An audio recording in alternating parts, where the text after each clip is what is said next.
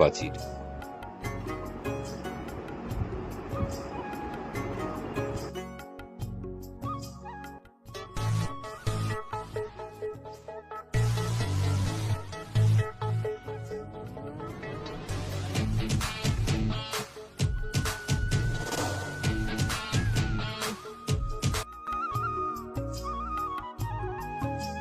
তারপর তো আমি দৌড়ে চলে গেলাম the price of redeemer.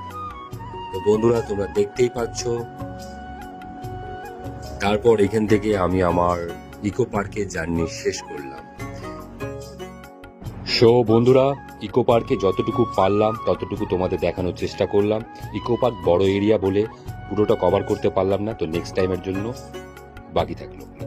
Eco park থেকে বেরিয়ে ট্যাক্সি নিয়ে ফেললাম। আর বন্ধুরা, ট্যাক্সিতে ঘোরার মজাই আলাদা কলকাতার বাজারে। তো বন্ধুরা, তোমরা ভালো থাকবে, সুস্থ থাকবে আর নিজের খেয়াল রাখবে। Love you all my friends.